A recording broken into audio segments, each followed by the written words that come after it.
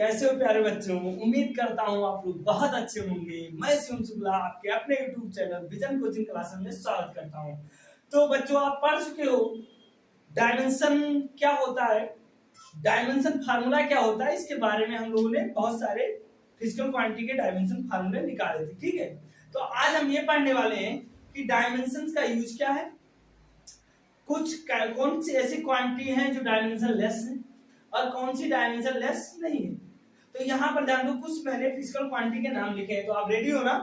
इधर ध्यान दो, डायमेंशन लेस, डायमेंशन लेस में एंगल आता है, एंगल डायमेंशन लेस है। सॉलिड एंगल भी डायमेंशन लेस है। रिफ्रैक्टिव इंडेक्स भी डायमेंशन लेस होता है। स्ट्रेन डायमेंशन लेस होता है। वेलोसिटी रेशियो भी होता है। ई पावर एक्स, लॉग एक्स, और जितने भी नंबर होते हैं सभी के सभी क्या होते हैं बेटा, डायमेंशन लेस होते हैं। अब यहाँ पर एक बात आती है, सर आप बच्चे क्वेश्चन पूछते हैं, सर क्या कोई जरूरी है कि जिसके पास यूनिट हो उसके पास डायमेंशन ना हो। हाँ, कुछ ऐसे फिजिकल क्वांटिटी है जिनके पास यूनिट है लेकिन वो डायमेंशन लेस है। तो हम कह सकते हैं all physical quantity which have unit then never have physical वो डायमेंशन। ऐसा नहीं है कि सभी फिजिकल क्वांटिटी जिनके पास यूनिट हो उनके पास डायमेंशन हो। हाँ, जिनके पास डायमेंशन है उनके पास यूनिट जरूर होगा। इसका उल्टा सही, जिनके पास डायमेंशन है उसके पास यूनिट। तो यहां पर देखो ये जो दोनों है ये यूनिट लेस नहीं है, not unit less, not unit less, but ये डायमेंशन लेस है। ये बात मैं आपको बताने की कोशिश कर रहा था कि कुछ फिजिकल क्वांटिटी होती है जिनके पास यूनिट होता है लेकिन इनके पास डायमेंशन नहीं होता है। तो इन फिजिकल क्वांटिटी के नाम आप लोग नोट कर लो बेटा, नोट कर लो। हम डायमेंशन एनालिसिस पढ़ने जा रहे हैं और इसका एप्लीकेशन भी हम पढ़ेंगे। डायमेंशन एनालिसिस में क्या होता है, दो चीज होती है, प्रिंसिपल ऑफ होमोजेनिटी और कन्वर्जन फैक्टर। अब ध्यान दो, डायमेंशन का यूज मेन जो क्या है, जो हम आपसे कहते हैं कि जैसे अभी हम आपको बता रहे हैं, अगर इसी शब्द को यहाँ पर लिखा हुआ देखो, two or more quantities in addition और subtraction should have same dimension. इसी को मैं अपने शब्द में अगर बताऊं तो उन्हीं राशियों को, उन्हीं फिजिकल क्वांटिटी को जोड़ा या घटाया जा सकता है, आइडिया सब्स्टिट्यूट किया जा सकता है जिनके डायमेंशन आपस में बराबर होते हैं। कहने का मतलब वो फोर्स को फोर्स से घटाया जाता है, मास को मास से घटाया जा सकता है, वेलोसिटी को वेलोसिटी से घटाया जा सकता है, अदर फिजिकल क्वांटिटी को अदर फिजिकल क्वांटिटी से घटाया।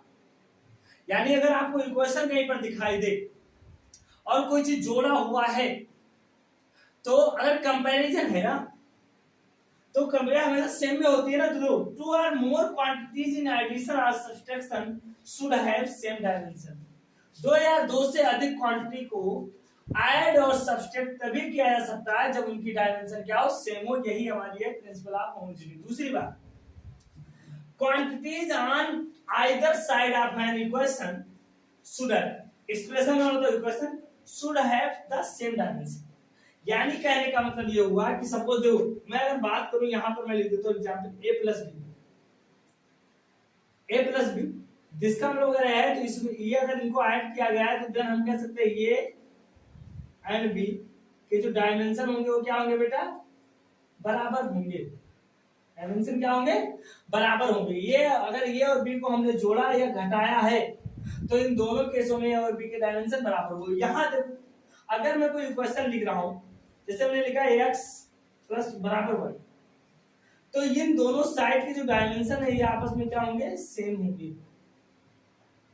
ये कह रहा है सेम डायमेंशन, सेम डायमेंशन। अब समझ गए ना। यानी कहने का मतलब ये हुआ कि अगर कोई इक्वेशन आपको दे दिया गया है तो इक्वेशन के दोनों साइड के डायमेंशन आपस में बराबर होते हैं। ये तो पहला, यानी समान डायमेंशन वालों को जोड़ा या घटाया जा सकता है। इक्वेशन के दोनों साइड के डायमेंशन क्या होते हैं, बराबर होते हैं। Using the principle we can check the correctness of the physical quantity. अब हम इस प्रिंसिपल का यूज करके हम किसी भी फिजिकल क्वांटिटी को देख के बता सकते हैं कि ये करेक्ट है, अदरवाइज करेक्ट नहीं। इससे कैसे पता चलेगा आपको, क्योंकि अगर वो करेक्ट है तो इन दोनों रूल को फॉलो करेगा, अगर वो करेक्ट नहीं है तो इन दोनों रूल को फॉलो नहीं करेगा। तो हम प्रिंसिपल ऑफ होमोजेनिटी पर हम लोग चेक करने जा रहे हैं पहले कि कैसे चेक करेंगे किसका डायमेंशन सेम है किसका डायमेंशन सेम नहीं है। तो इसमें नोट करो आप, भैया 3 मिनट रुक जाओ यार। अब देखो हम लोग डायमेंशन एनालिसिस का यूज करके इस सारे क्वेश्चन को चेक करेंगे कि ये करेक्ट है कि नहीं करेक्ट है, ठीक है। तो सबसे पहला क्वेश्चन हमारा दे दिया है b बराबर u प्लस 80। चलो अब हम दोनों साइड के डायमेंशन लिखेंगे। क्या लिखेंगे बेटा? Right the dimension of both side, right the dimension of both side. तो यहाँ पर ध्यान दो, हम दोनों साइड, तो वेलोसिटी का डायमेंशन क्या होता है? वेलोसिटी का डायमेंशन होता है m0 lt माइनस 1। चलो इधर के डायमेंशन को हम चेक करते हैं। तो ये u है, ये भी वेलोसिटी है, तो इसका भी हो जाएगा m0 lt minus 1 plus a acceleration है, एक्सीलरेशन का डायमेंशन क्या होता है? सॉरी m0 lt माइनस 2 और t का डायमेंशन क्या हो जाएगा? Into t। अब ध्यान दो, इधर तो हमारा डायमेंशन क्या आ जाएगा? m0 lt माइनस 1 प्लस ये भी हो जाएगा m0 दो t माइनस 2 में से एक t जाएगा तो क्या हो जाएगा? lt माइनस 1 होगा। यानी यहाँ पे ध्यान दो 2m0 lt माइनस 1 और इधर क्या आ गया बेटा? m0 lt minus 1। अब ध्यान दो 2 का तो डायमेंशन होता नहीं है, तो इधर जो डायमेंशन है वही इधर डायमेंशन है, यानी डायमेंशन ऑफ LHS बराबर क्या है बेटा? RHS। इसका मतलब क्या हुआ? डायमेंशन ऑफ LHS बराबर RHS, यानी LHS का डायमेंशन RHS के डायमेंशन के बराबर है। इसका मतलब ये इक्वेशन क्या है बेटा? करेक्ट है। Hence this equation is are क्या होता है बेटा? This equation is correct for dimension. क्या है बेटा? करेक्ट है। तो ये इक्वेशन क्या है बेटा? करेक्ट है। हम कह सकते हैं करेक्ट है। समझ गए ना? इतना नोट कर लो आप लोग, इतना नोट कर लो। यहाँ पर देखो ये सेकंड इक्वेशन है, इसको मुझे चेक करना है। तो सबसे पहले हम LHS की डायमेंशन लिख लें। LHS की डायमेंशन क्या होगी बता दो? ये डिस्टेंस है, चाहे डिस्टेंस हो, चाहे डिस्प्लेसमेंट हो, चाहे हाइट हो, चाहे विड्थ हो, सबको किससे मापते हो? कितने से मापते हो ना? 40 सेंटीमीटर से। तो सबके डायमेंशन भी क्या होंगे? सेम होंगे। तो इसका डायमेंशन क्या होगा? m0 lt माइनस t0, ये होगा इसका डायमेंशन। अब मैं RHS की डायमेंशन निकाल रहा हूं। RHS का डायमेंशन बताओ क्या हो जाएगा? RHS का डायमेंशन निकाल दो, डायमेंशन। तो RHS का डायमेंशन क्या होगा? u है, u का डायमेंशन क्या होता है बेटा? lt माइनस 1 और t का डायमेंशन क्या होता है? t होता है, समय का डायमेंशन। फिर प्लस हाफ का तो डायमेंशन होता नहीं है, ये तो क्या है? कांस्टेंट वैल्यू है। यानी अगर कहीं पर आपको पाई दिख जाए, पाई बाई 3 दिख जाए, 4 पाई r स्क्वायर, 4 पाई दिख जाए या 2 दिख जाए, ऐसे कोई भी नंबर दिख जाए, तो ये सब डायमेंशन लेस होते हैं, इनकी डायमेंशन नहीं होती है। मैंने अभी स्टार्टिंग में आपको बताने की कोशिश की है, समझ गए ना? अब यहाँ पर ध्यान दो, a क्या है? एक्सीलरेशन है, तो इसका डायमेंशन क्या हो जाएगा? lt माइनस 2 हो जाएगा। t है तो t स्क्वायर या t2 हो जाएगा। अब यहाँ दो, ये t2 से t2 कट गया, एक t से एक t कट गया, तो यहाँ पर क्या बचा? l प्लस l, तो ये क्या आ जाएगा? 2l, 2 into l। और इसको क्या लिख सकते हो आप? 2 की जगह पर लिख सकते हो m0 lt0, ये तो 0 0 है। तो यहां से आपको क्या मिला कि जो RHS का डायमेंशन है वो भी वही आ रहा है, m0 lt0, और LHS का डायमेंशन क्या है? तो इससे पता चलता है ये भी इक्वेशन क्या है बेटा? करेक्ट है। नोट कर लो इसे, इस प्रकार आप चेक करोगे। यहां पर देखो, अब ये तीसरा इक्वेशन है हमारा, थर्ड वाला, k बराबर हाफ m। k क्या है? k है काइनेटिक एनर्जी। कोई भी एनर्जी हो, कोई, मैंने बताया था कोई भी एनर्जी हो, वर्क हो, कोई भी हो, सबका डायमेंशन एक ही होता है। तो यानी एनर्जी का डायमेंशन क्या होता है? ml/t माइनस 2, ये होता है एनर्जी का डायमेंशन। तो ये LHS का डायमेंशन हो गया। अब हमें RHS का डायमेंशन फाइंड करना है। RHS का डायमेंशन क्या होगा जरा बताओ मुझे? हाफ का तो होगा नहीं, m का m हो गया, b का क्या होता है? lt माइनस 1 का होल स्क्वायर। तो जब इसका स्क्वायर करेंगे तो ये क्या हो जाएगा? ml/t minus 2। ये देखो LHS का भी डायमेंशन और RHS का डायमेंशन सेम है, तो ये इक्वेशन क्या हो जाएगा? करेक्ट हो जाएगा, करेक्ट हो जाएगा। ये भी इक्वेशन करेक्ट हो गया, समझ गए ना? अब हम नेक्स्ट क्या पढ़ेंगे? नेक्स्ट हमारे पास है u बराबर mgh। चलो इसका डायमेंशन देख लेते हैं क्या है चौथे का। चौथा हमारे पास है u, क्या है? u हमारा है mgh, ये हमारा है पोटेंशियल एनर्जी। तो मैंने कहा कोई भी एनर्जी हो तो उसकी डायमेंशन क्या होती है? सेम होती है।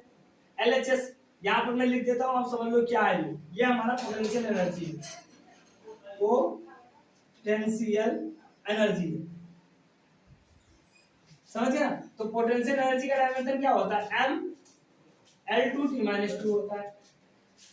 तो इसी प्रकार हम RHS का निकाल लें, तो RHS का डायमेंशन क्या होगा, RHS का डायमेंशन होगा m का m हो जाएगा, g है L2 इंटू l, हाइट का l हो जाएगा, तो यहाँ पर क्या आ जाएगा m L2T-2, ये RHS का डायमेंशन। यहाँ पर भी दोनों डायमेंशन सेम है, तो ये क्वेश्चन क्या होगा, करेक्ट होगा, इतना नोट कर लो। यहाँ पर ध्यान दो, हमारे पास एक क्वेश्चन है कि द रिलेशन बिटवीन, ये दे दिया, इस बार चेक नहीं करना, हमको एक रिलेशन दे दिया, इसमें ये बी और सी जो कांस्टेंट, इनकी डायमेंशन फाइंड करना है, तो इसमें हम होमोजेनिटी का रूल लगाएंगे, समझ गए ना। कौन सा रूल है कि दोनों साइड के डायमेंशन आपस में बराबर होते हैं और समान डायमेंशन को जोड़ा या घटाया जा सकता है, इसी रूल पर हम लोग इसको लगाएंगे। तो ध्यान दो, यहाँ पर हमें पता है कि डायमेंशन ऑफ एलएचएस बराबर क्या होता है, वी नो दैट, आप जानते हो, क्या जानते हो बेटा, we know that dimension of B equal to क्या हो जाएगा, डायमेंशन ऑफ ए, क्योंकि अब और डायमेंशन ऑफ ये इक्वल टू क्या हो जाएगा बेटा, यहाँ डायमेंशन ऑफ एलएचएस भी, सॉरी, डायमेंशन ऑफ एलएचएस बराबर क्या हो जाएगा, डायमेंशन ऑफ आरएचएस ये होता है। अब सुनो मेरी बात, ये तो पहला। दूसरा रूल ये भी कहता है कि समान, यानी डायमेंशन ऑफ ये इक्वल टू हो जाएगा dimension of B by T equal to हो जाएगा dimension of C T square. यानी इसका कहने का मतलब कि ये और ये जोड़े हुए है ना, तो इसका डायमेंशन इसके बराबर होगा और इसका डायमेंशन इसके, और इसका भी डायमेंशन इसके बराबर होगा, तभी तो, और ये तीनों का डायमेंशन क्या होगा, इसके बराबर होगा। तो हम कह सकते हैं दैट इज डायमेंशन ऑफ, क्या हो रहा है, आप हो रहा है, dimension of A equal to dimension of B. तो बी क्या है, हमारा वेलोसिटी है, तो बी का डायमेंशन कितना होता है, LT-1, ये लो, तो डायमेंशन ऑफ ये क्या हो गया, LT-1। अब हमें डायमेंशन ऑफ बी निकालना है, तो हमको पता है कि dimension of B equal to क्या हो जाएगा, B by T equal to हो जाएगा LT-1, होगा कि नहीं होगा।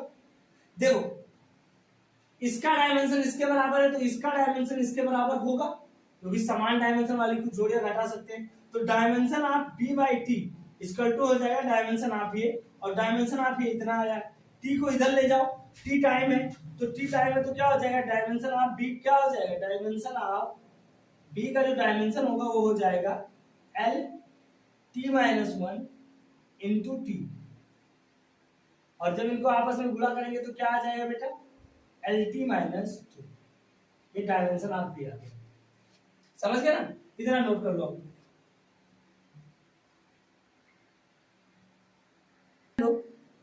कि डायमेंशन ऑफ LT-1 है ना, इंटू टी, अभी मैंने LT-2 लिख दिया था, तो ये टी पावर प्लस होना है, टी पावर माइनस होना, तो T minus T plus cut जाएगा, तो क्या केवल यल आएगा, यानी डायमेंशन ऑफ बी क्या आ जाएगा, केवल और केवल यल आएगा, समझ गए, इतना नोट कर लो आप लोग। ए का डायमेंशन आ गया LT-1, बी का डायमेंशन कितना आ गया, डायमेंशन ऑफ बी कितना आ गया, एल आ गया। अब हमें डायमेंशन ऑफ सी निकालना है, तो ये का डायमेंशन सी टी के स्क्वायर के बराबर होगा, यानी हम कह सकते हैं dimension of C into T square बराबर क्या हो जाएगा, डायमेंशन ऑफ ये। चलो यहाँ पर सी है, तो सी का डायमेंशन इंटू टी का क्या होगा, T2 हो जाएगा, और बराबर ए का डायमेंशन क्या है, LT-1 है। अब ये नीचे जाएगा, तो सी का डायमेंशन क्या हो जाएगा, बताओ बेटा, सी का जो डायमेंशन आ जाएगा LT-1 अपान T2। अभी T2 ऊपर जाएगा तो क्या हो जाएगा, LT-2, ये डायमेंशन आपके आ गया बेटा, बी आ गया, ये सॉरी सी का। यानी इसी प्रकार आप कई फिजिकल क्वांटिटी के डायमेंशन निकाल सकते हो। चलो एक और निकलवा रहे हैं, इसको नोट करो। अब ए का डायमेंशन, बी का डायमेंशन और सी के डायमेंशन आ गए, तो इसका यूनिट क्या होगा, यूनिट लिख दो, तो यल का मीटर होता है, मीटर पर सेकंड, ये यूनिट होगा इसका, यूनिट भी बता सकते हो, टाइम इसका यूनिट क्या होगा, मीटर होगा, सॉरी मीटर होगा। इसका यूनिट क्या होगा बेटा, इसका होगा मीटर पर सेकंड क्यूब, ये तीनों के डायमेंशन और यूनिट आ गए। इसी प्रकार आप यूनिट और डायमेंशन फाइंड कर सकते हो बहुत सारी भौतिक राशियों का। समझ गए ना? इतना आप नोट कर लो। यहां पर ध्यान दो, van der Waals gas equation दिया है P प्लस ए पान B square B minus B बराबर आर टी। इसमें आपको डायमेंशन ए और बी का फाइंड करना है। कुछ बच्चे बड़ा क्वेश्चन देख के ऐसे लगता है बिल्ली की तरह चेहरा बना लेते हैं, लेकिन यहाँ ध्यान दो, समझना है यार, समझने की कोशिश करो ना। मस्त रहो, पढ़ते रहो।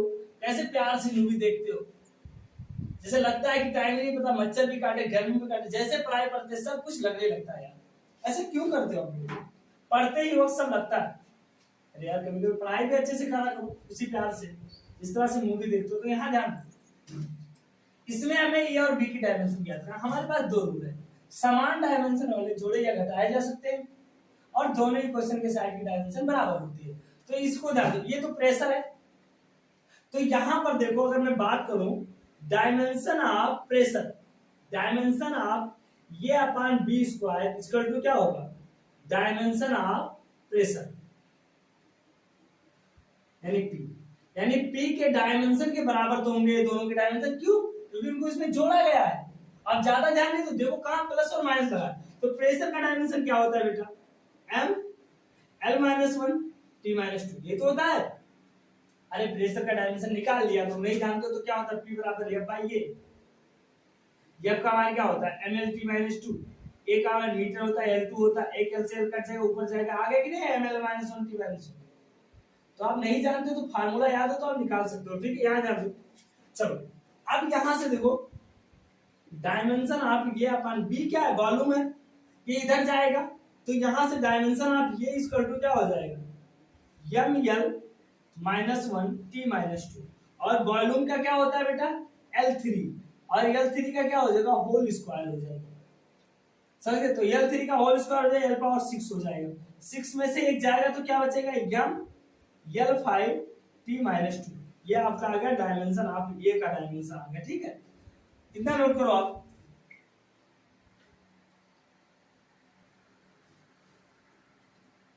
अब हमें बेटा b का डायमेंशन निकालना है, तो b का डायमेंशन b के बराबर होगा। अरे यार b capital B, sorry, volume वाला b का डायमेंशन स्मॉल बॉल वाले b के बराबर होगा। बॉल वाले b के बराबर वॉल्यूम का होगा, यानी dimension of b equal to क्या हो जाएगा, डायमेंशन ऑफ b।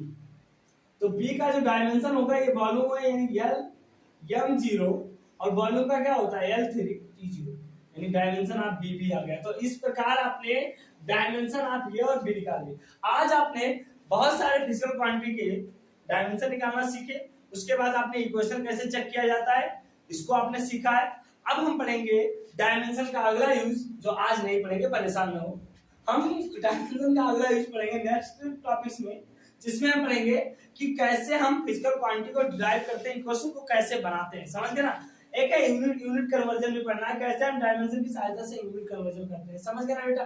तो उम्मीद है कि आज आप लोगों को ये वीडियो बहुत अच्छा लगा होगा। अगर अच्छा लगा है तो अच्छे से पढ़ाई कीजिए और मस्त रहिए। बेस्ट